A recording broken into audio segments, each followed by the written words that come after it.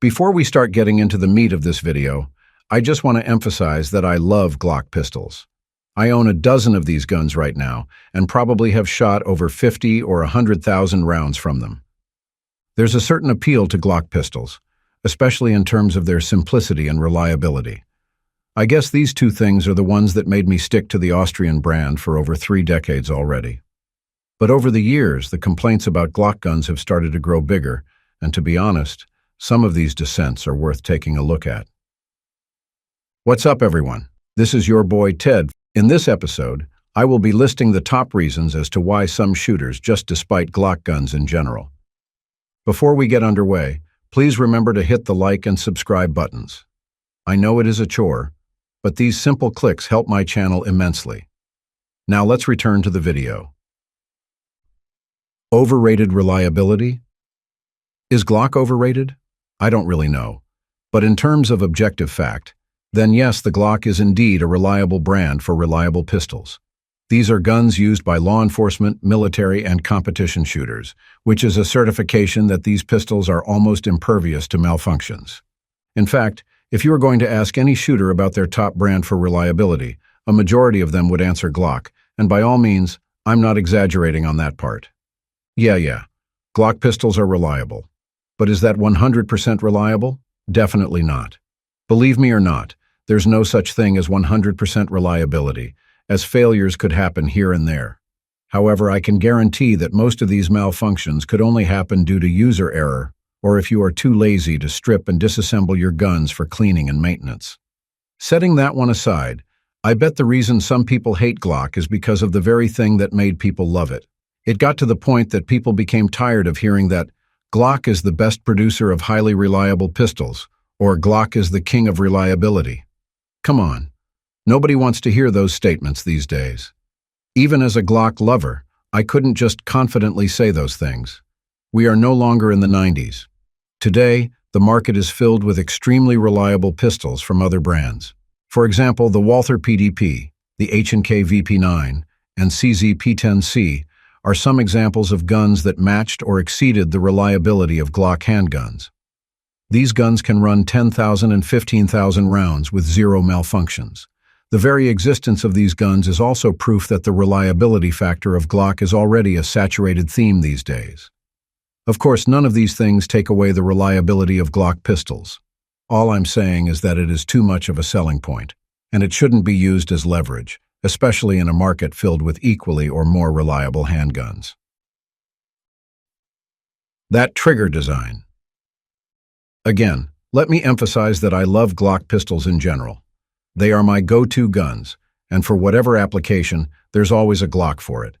But of course, that statement can put out all the flames for the brand, especially if we talk about its trigger. Well, to be honest, it's not actually the trigger mechanism that we should blame here. Instead, I need to remind folks that the trigger itself doesn't have a manual safety. What we have for safety is the small lever you can see on the front of its trigger. Every time you want to fire the gun, you need to press that lever so that you can pull the trigger. Of course, some of you would immediately say that all these gripes will just boil down to the trigger finger control. But to be fair, I'm not that worried if I pull the trigger accidentally or drop the gun and it goes off. The real concern I have is if there's something that would get in the tab and pull the trigger, which, if you aren't careful, could happen when you are holstering the pistol with a round in its chamber. This is the reason why you need to train with a Glock pistol so that you can get used to the absence of manual safety. And hey, don't just say that I'm just overthinking things. Why not search Google for the keyword Glock leg? You'll get an idea that there's no way in hell I'm making things up. Besides, let's talk about striker-fired triggers in general. The consensus is that these striker-fired triggers are pretty awful, especially if the manufacturer isn't too mindful about them. But recently, we have seen multiple striker-fired semi-auto polymers that have good triggers, such as the Walther PDP, Walther PPQ, and even several guns from Canik. But why not give Glock a chance? Who knows? It might listen to its customers already. Well, that's a good hope to bet on. But given the fact that we are already on Glock's 5th generation, I think these trigger upgrades won't come anytime soon. Fortunately, we got aftermarket replacements. Who doesn't want to upgrade or modify their Glocks? I certainly do. Too utilitarian. Many people buy guns for personal defense. I mean, that's the trend these days. Second to the fact that a significant number of gun owners are into the market, because they simply want to hoard as many bangers as they can. Now, we need to establish that guns are tools, and tools serve their purpose. Regardless of the brand or company, these guns should be utilized properly and in accordance with the law. Of course, that doesn't mean that we are removing the fun aspect of having a gun. In fact, many firearms manufacturers these days are banking on this particular department by producing guns that are not only reliable and accurate, but are also fun to shoot. Just take a look at those new handguns, like the Shadow 2, or those 2011 type pistols, and you'll find them really palpable. They have that extra on them that makes them fun and engaging to shoot. From their grip ergonomics and their triggers down to their controls, they just work like wonder. Did that extra oomph remove their utility? Not really. Not at all. So, why did I tell you all these things? Well, that's because Glock guns are boring overall. Sure, they work, and you can rely on them whenever you need them, but they never really have that it factor in their performance. Yes, they shoot, but that's all there is to them. Some people find that they don't feel good in the hands, and they don't look great either. This lack of character is not a downside in the grand scheme of things. But taking into account the number of new innovative guns in the market right now, it's quite clear why some shooters steer away from these Austrian goodies. At the end of the day, what I want to point out is that no guns in the green world are perfect. Maybe Glock just got to the heat because it's arguably the most popular handgun brand in the market. Probably the heat was due to the fact that these guns are using polymer frames, and they entered the American market at a time where steel-framed, hammer-fired guns like the 1911 handguns are a thing.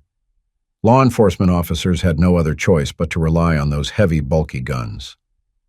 When these pistols came in, they immediately bridged the gap. They are concealable, lightweight, and effective enough to get the job done. Basically, you can treat them as the AK-47 of the handgun world, and while the AK-47 isn't free from criticism, it's still regarded as one of the most enduring and reliable firearms today. Besides, I really have to reiterate my statement that Glock guns are good, and those criticisms I mentioned should be treated normally. They aren't reasons for you to sell or trade your Glock or hate the entire brand entirely. We have our respective preferences, I know, but to mock the entire brand just because we have this tribalism mindset is definitely foolish. And hey, if you can't hit a can with a Glock, maybe it's not the gun that is a problem.